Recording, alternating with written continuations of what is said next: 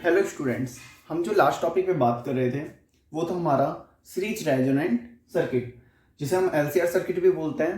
तो LCR circuit में क्या हुआ करता था कि हम क्या करते थे, एल सी और आर को क्या कर देते थे, एक सीरीज में कनेक्टेड कर देते थे, जिससे हम क्या गेट कर सकते थे, मैक्सिमम करंट गेट कर सकते थे। तो फ्रीक्वेंसी निकालते थे जहां पे हमें क्या मिल जाए, मैक्सिमम करंट मिल जाए। एक्चुअली में हम मैक्सिमम करंट क्यों निकालना चाहते हैं, क्योंकि हम चाहते हैं कि हमें किसी भी सिग्नल की मैक्सिमम पावर मिले, जिससे यदि हम उसको किसी डिस्टेंस पे ट्रांसमिट करें तो क्या हो, उसकी एनर्जी लॉस ना हो और पावर लॉस ना हो, और हमें उसकी जो फ्रिक्वेंसी है या फिर हम उसको कह सकते हैं ट्यूनिंग है, शार्पनेस है, वो हमें एक्यूरेट मिले। तो इसके लिए हम क्या करते हैं स्टूडेंट्स, एक एलसीआर सर्किट को हमने क्या कर दिया, एक अल्टरनेट सोर्सेज से कनेक्ट कर दिया। तो electric resonance is said to take place a series LCR circuit. एक एलसीआर सर्किट में होता है when the circuit allow maximum current, जब सर्किट क्या अलाउ कर रहा है, मैक्सिमम करंट अलाउ कर रहा है for a given of the source of alternating supply.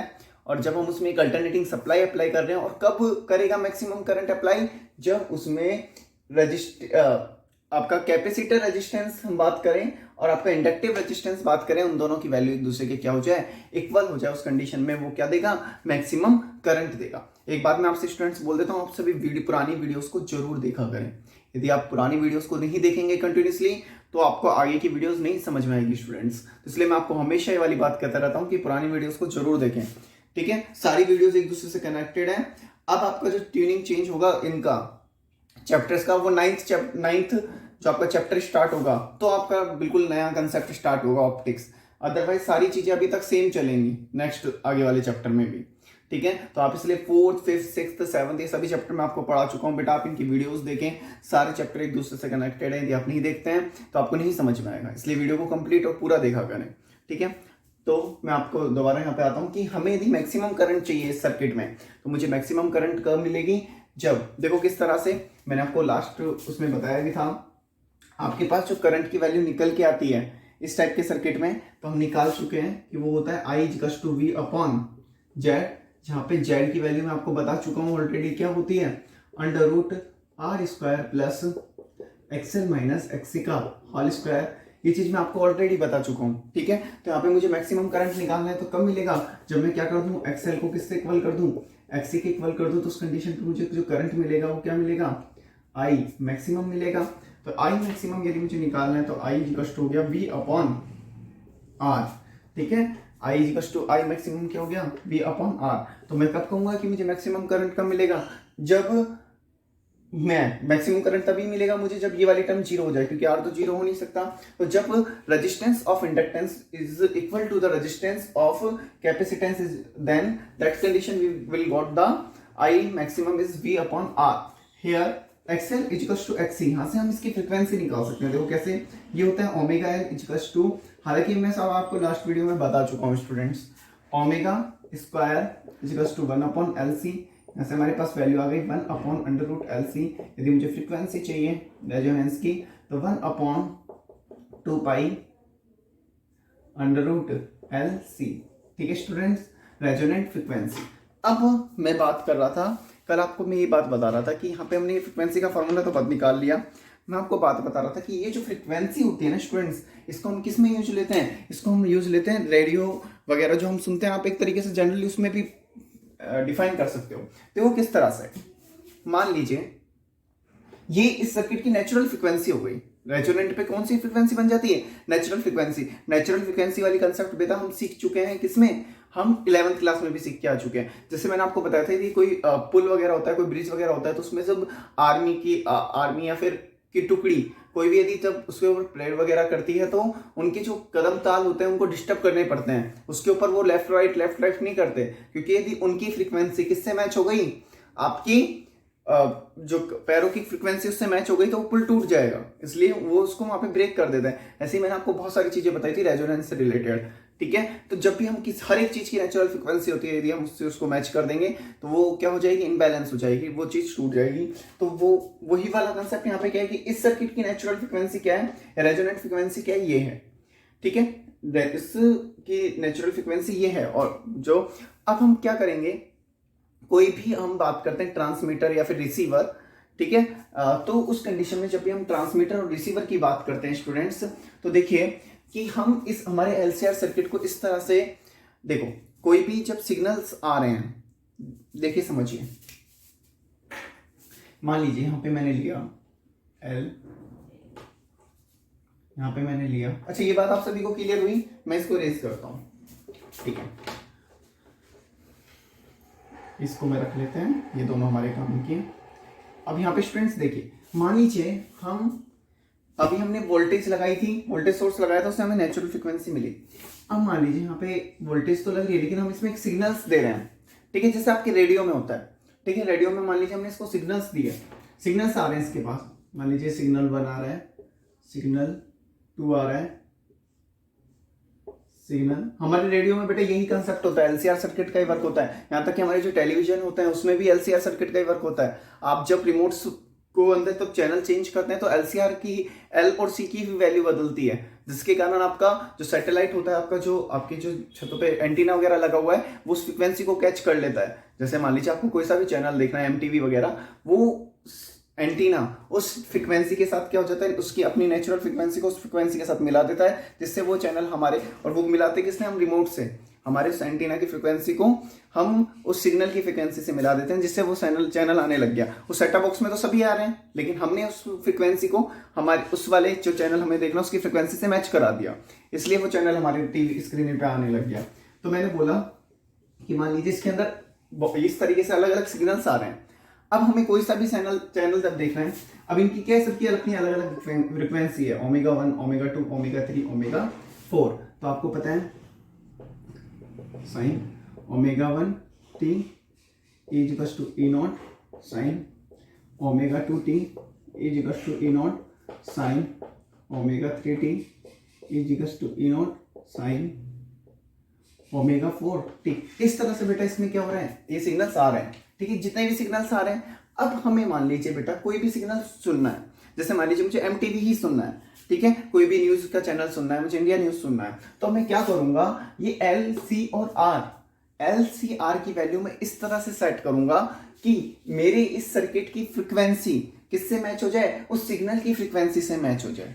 बात समझ में आ रही है कि यदि मुझे कोई भी सिग्नल को रिसीव करना है तो मैं एल, सी और आर की वैल्यू इस तरह से डिफाइन करूंगा कि मेरी फ्रिक्वेंसी उस सिग्नल की फ्रिक्वेंसी से क्या हो जाए, मैच हो जाए। तो बेटा उसी को ही हम क्या बोलेंगे कि इस सीरीज सर्किट को हम क्या बोलने लग जाएंगे, सेलेक्टर सर्किट बोलने लग जाएंगे।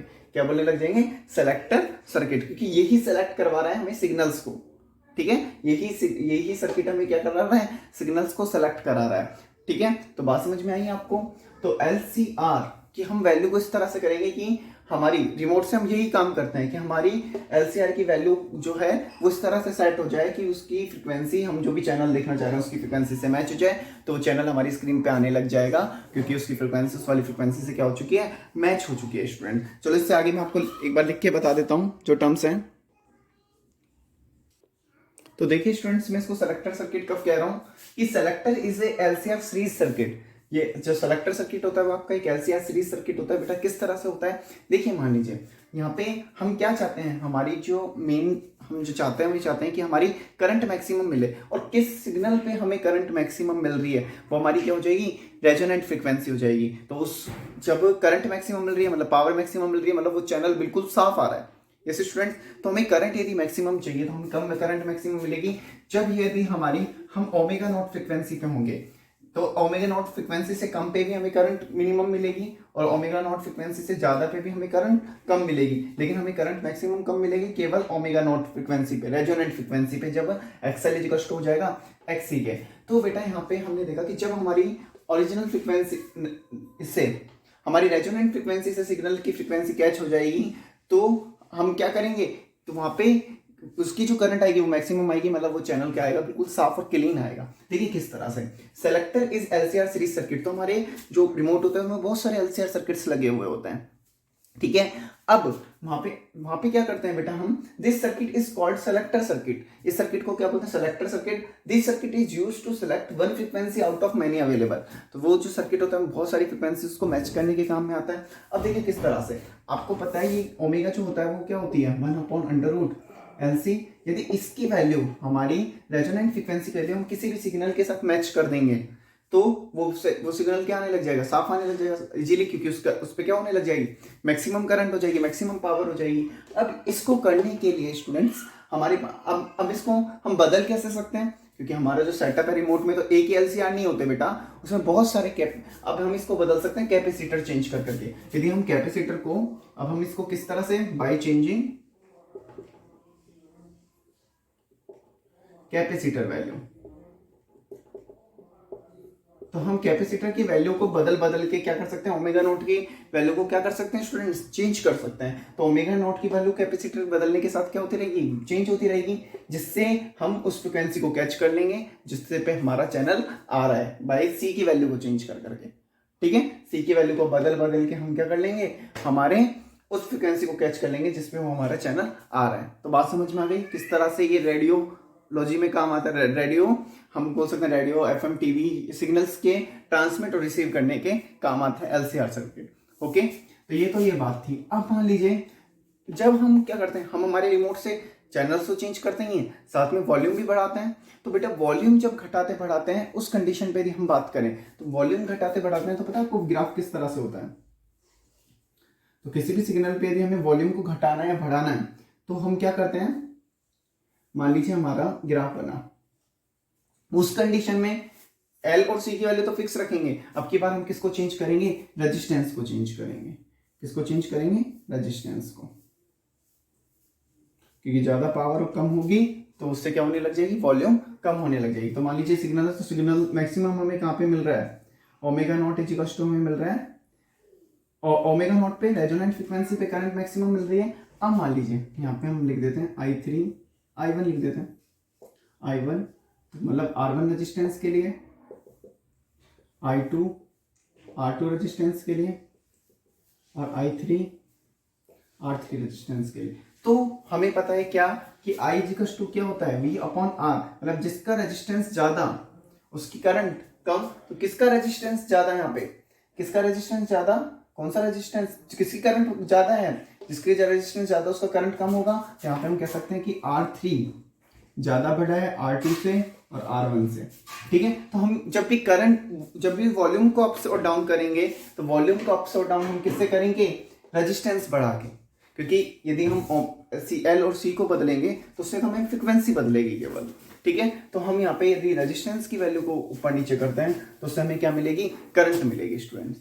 ठीक है, तो आज की वीडियो में इतना ही। मैं आपको उम्मीद करता हूँ ये वाला टॉपिक समझ में आया होगा। हमने इसके बारे में जाना कि हमारा जो रेडियो सेलेक्टर होता है वो किस तरह से वर्क करता है। तो एक LCR सर्किट होता है, LCR सर्किट किस तरह से वर्किंग करता है ये चीज़ हमने सीखी, किस तरह से वो सिग्नल्स को फ्रिक्वेंसी को मैच करवाता है, और रेजिस्टेंस की वैल्यू चेंज करके हम क्या कर सकते हैं स्टूडेंट्स, रेजिस्टेंस की वैल्यू हम चेंज करके वॉल्यूम्स को अप्स डाउन कर सकते हैं। लेकिन यहाँ पे यदि हम कैपेसिटर की वैल्यू को चेंज करें तो हम क्या कर सकते हैं, रेजोनेंट जो फ्रीक्वेंसी है उसकी वैल्यू को क्या कर सकते हैं, चेंज कर सकते हैं। तो बहुत छोटा सा ही टॉपिक था, उम्मीद करता हूँ स्टूडेंट्स आपको समझ में आया होगा। आज की वीडियो में इतना ही। वीडियो को पूरा देखा करें, पढ़ाई करें फिजिक्स की 1.5 आवर डेली अपने घर पे। Okay students, thank you.